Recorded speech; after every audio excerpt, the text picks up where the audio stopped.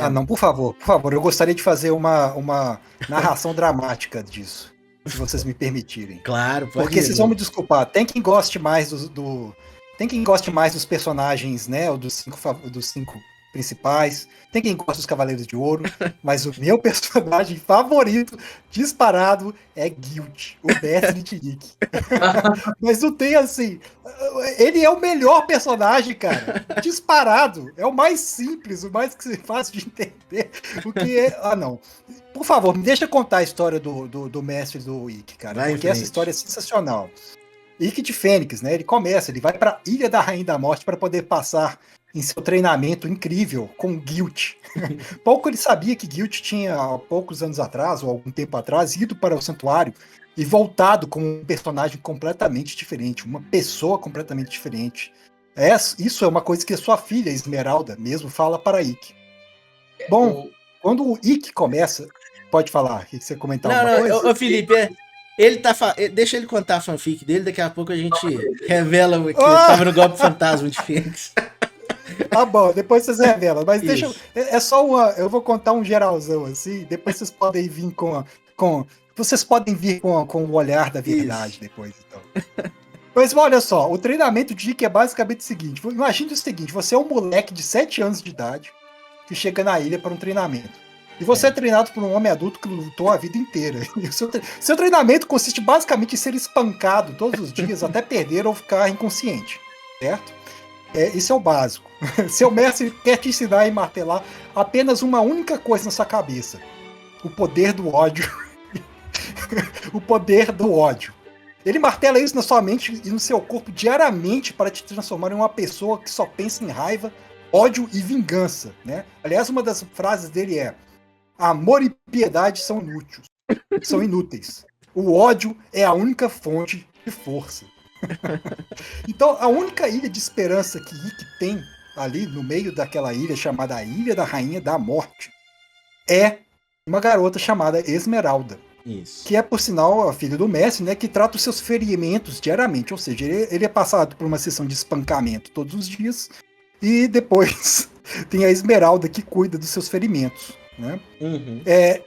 Até que um dia, em um derradeiro dia, após 4 anos de espancamento diário, Guilt sempre fala finalmente pro Ikki: olha, hoje é seu último dia aqui. Se você não me vencer, você nunca receberá a armadura de Fênix, né? E então eles começam novamente uma última batalha, onde Guilt, mais uma vez, continua a espancar Ikki. E pelo menos até no desenho animado, ele chega a dar até um golpe de telecat sensacional no Ikki. Ele coloca eles nas costas, começa a juntar o poder dos cosmos dele, começa a rotacionar ele de uma maneira simplesmente sensacional. Até que eles estão, né, a um determinado momento da luta, em que ele perde a paciência, Guilt perde a paciência com o Ikki, e dá um soco aparentemente no ar. Mal ele havia entendido, o Ikki tinha achado que tinha conseguido fugir do golpe dele, não. Lá atrás estava Esmeralda. Esmeralda estava feliz caminhando pela ilha da Rainha da Morte, em uma linda manhã de sangue e brutalidade, coletando as suas flores, né? Quando de repente o seu corpo é rasgado por uma rajada de luz e o seu coração é atingido. Ikki, desesperado, corre até ela, gritando: Esmeralda! Esmeralda! Então eles têm uma última conversa, né? Ela no leito de morte e o Ikki, né? Não! Pelo amor de Deus, Esmeralda! E ela fala: Ikki, não julgue o meu pai. Por favor, como meu último pedido, perdoe ele. Ele é uma boa pessoa. Até que ela finalmente morre e dá os seus últimos suspiros nos braços de Ikki. E Ikki, então, triste, olhando para ela, tremendo de raiva, ele fala: você matou sua própria filha! A que Guilt responde: e daí? Quando eu coloco essa máscara, eu não tenho sentimentos! E finalmente é assim, Ikki, ignorando completamente qualquer pedido de Esmeralda, grita: eu nunca vou te perdoar! E começa a espancar a Guilt até que ele atravessa o seu coração e mata o seu mestre. E finalmente, tendo um guerreiro que poderia carregar consigo a armadura de Fênix. Ah, é lindo, cara. Isso é lindo, é bonito demais. Vocês não acham, não, cara? É muito O bonito, poder mas. do ódio. É muito bonito, mas eu vou permitir aqui que o Felipe revele que esse tempo todo você estava num golpe fantasma de Fênix. Na verdade, você vai se lembrar porque você já leu o mangá há muito tempo, né? Mas, Felipe, revele pra ele que se Esmeralda Então, tinha algum parentesco com Guilt ou não. A Esmeralda não é filha do Guilt, ela é praticamente uma serva que foi comprada, né? Praticamente Eu não, acho- efetivamente. Até mostra o senhorzinho que Ela comprou, né? Isso, acho que foi 3 sacos de arroz, uma coisa assim, Foi. 3 sacos de Então, arroz que a ela- família dela vendeu ela pra um senhor que. Um fazendeiro, né? Trabalha próximo ali da Ilha da Rainha da Morte. Não sei o que ele tá plantando lá, mas enfim. Ele tem essa. Ele compra a Esmeralda como escrava, né? Então tem esse ponto aí, mas prossiga. A Esmeralda Não, não é filha dele, né? E essa questão ele ter ido pro santuário, não tô lembrado disso no mangá, não. Tem? Não tem hein? não. Né, no anime ele vai pro santuário e recebe um Satã Imperial do mestre Arlis no momento, né? Mas no mangá não. No mangá o Guilt é babaca mesmo, Bruno. Ele é babacão. O que é melhor ainda. Mas o que acontece? Novamente trazendo, e permito aqui que complementa, eu acho que. E acho até o Lost Canvas explorou isso, né? Em um dos guides. Legal isso aí. Que na verdade, por exemplo, tem um monte de Cavaleiro Negro. Por que eles não estão por aí se tornando ditadores pelo mundo, Bruno? É porque eles não conseguiam sair da Ilha da Rainha da Morte. Né? É uma das teorias, né, que o Lost Canvas acho que foi pra essa vibe. Por que eles não conseguem sair? Porque o homem que veste essa máscara, na verdade, ele é alguém enviado pelo santuário para supervisionar, para impedir que os Cavaleiros Negros saiam da Ilha da Rainha da Morte, né? Sim. Não é isso? Eu acho que o Lost Campos ele estourou bem isso aí. No Guide do Manigold. No Guide do Manigold. Esse aí. E tem uma coisa interessante, que quando o Ikki venceu o Guilt, acho que a armadura dele também, a armadura não, a máscara, ela acho que meio vai se esfacelando, né? Agora, tem uma fala interessante do Guilt, logo depois que o Ikki assassina o Guilt, né? Tipo, ele se rende ao ódio, porque querendo ou não, ainda tinha todo o plot de amor ali que tinha entre o Ikki e a Esmeralda verdadeiro, né? Então, assim, ela era o único alento que ele tinha naquele inferno, né? E quando ela morre parte do Ikki também, né? Então tem essa associação. Só que tem um outro detalhe que só existe no mangá, que é onde que morre além do coração do Ikki. A Esmeralda representa a morte do coração do Ikki. Mas a morte completa de moral do Ikki até esse momento vem com uma revelação do Guilt, né? Que o Guilt, no mangá, ele revela que o pai do Ikki era o Masami Kurumada, não, né? Não, mas é Kurumada. Era o Mitsumasa Kido, né? Aquele vovô bilionário da lancha lá que tinha 100 órfãos no orfanato. Todos os órfãos eram filhos dele, com mulheres diferentes espalhados pelo mundo. E o cara ainda mandou essas crianças de 8 anos para vários lugares do mundo em treinamentos suicidas para se tornarem santos de Atena. E só retornaram 10. Ou seja, o cara matou 90 crianças nessa brincadeira, né?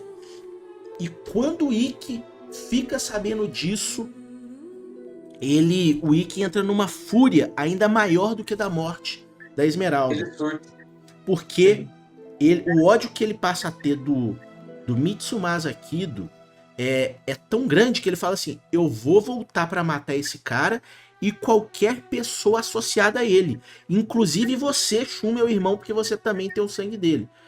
Então, assim, o nível de ódio que tem aqui no mangá é uma coisa absurda, né, Felipe? Eu vejo muitas vezes você falando que a maior falha do mangá, do anime, clássico é não ter essa relação. Você quer discorrer um pouco sobre isso, dessa importância pro... Eu acho que, assim, eu vejo o Ikki como um personagem que ele não é só o valentão que chega para resolver o problema. Esse questão do valentão que chega depois, é o mais forte e tal, esse arquétipo existe, Uhum. né? Ele é usado no Ikki em alguns momentos, né? Mas o Ikki não é só isso, ele tem coisas ali na construção dele que o anime clássico removeu, né? Algumas coisas foram removidas e assim, eles não têm culpa naquela época, porque é aquela questão que a gente falou, né? O anime tá na frente.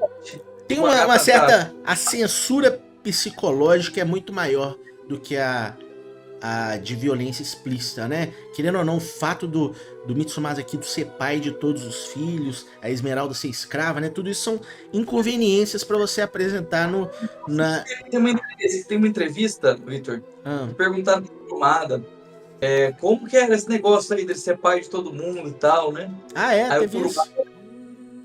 O Kurumada pegou e respondeu, então, eu gostaria de explicar, né, com detalhes, como que o Mitsumasa Kido teve 100 filhos, mas não tem como explicar isso no mangá shonen.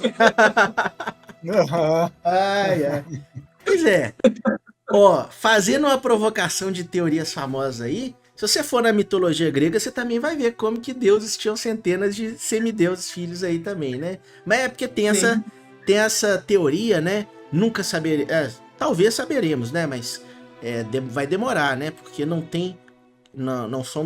é nada conclusivo até então quanto a isso, mas de que o Mitsumasa Kido... Pode falar de toda disseminação. Na década de 80 você acha que não estava tão evoluído ainda não, hein? Mas é 90 agora, né? Mas 90 não tinha, não? Eu não lembro. Acho que é mais... Mas tudo bem, em Saint Seiya a tecnologia é acima, né? Mas... Eu não lembro quando saiu o primeiro bebê de proveta, não lembro. Mas pelo menos a mãe do Yoga, ela chega a falar que... Pro Yoga, fala assim... o seu pai era um bom homem, né? Então... Sabe-se lá como pode ser possível depois o cara fazer tudo isso. A primeira inseminação artificial no Brasil ocorreu em 1940. Olha, então é possível mesmo. Mas mesmo assim, tipo assim, essa fala da mãe do Yoga de que pro Yoga ela fala pro Yoga, seu pai é um homem bom. Assim, tudo bem, é claro. Não, dá a entender que é normal, né? Dá a entender que ele fez os filhos da maneira tradicional, né? E querendo, isso também não vamos julgar também não, né? Mas o problema maior foi ter mandado os filhos para os treinamentos, né? E ter criado eles num orfanato com cerca elétrica, né? Cachorro correndo atrás dele, tem todos esses problemas. E ainda se vendendo como vovô, né? O vovô bondoso, né? Esse cara, velho. Pois é. É complicado isso aí. É complicado isso aí, né? Dá pra discutir isso melhor quando for falar lá do flashback do Aiurus, né? Lá que dá pra discutir o personagem Mitsumasa Kido de maneira completa. Eu acho que ainda não. Eu acho que pra ver completa, eu acho que ele teria que retornar no próximo arco, pelo menos revelar muita coisa ali que foi guardado, né? Pelo menos a minha visão, né? Eu acho que ainda caberia revelar toda tudo isso que estava atrás do Mitsumasa Kido, porque não é uma coisa normal o cara ter 100 filhos, ele já tinha 100 filhos antes de encontrar o Aiurus, né?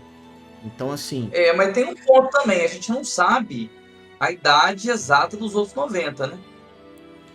Mas eu tava relendo esses dias os primeiros, eu acho que tem até uma parte que o Mitsumasa Kido fala assim, já que eu tenho 100 filhos, então vou trazer eles pro orfanato e vou utilizar, né?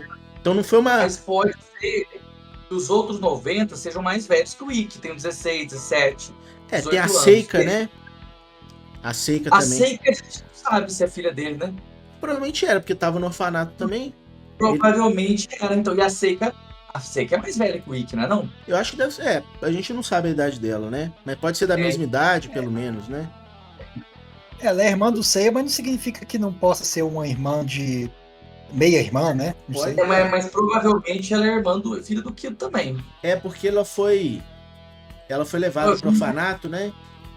É. Não, acho que não tinha ninguém ali que não era. Se Não ela era tiver a filho do idade Kid. da Marin, a Marin tem 16. A Marin é mais velha que o Ikki. Né?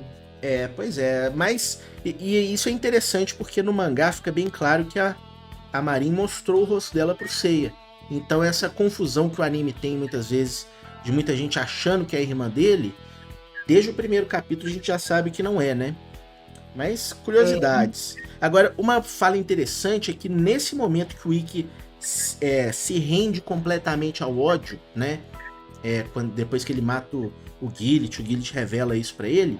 O Gillit ele fala, né? Acho que essa fala nem tem no anime, se tiver méritos pro anime, porque é uma fala importante. Que eu acho que assim, perfeito, isso é ódio.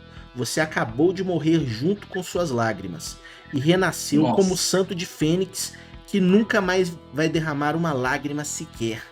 É forte, né? Chorando toda hora.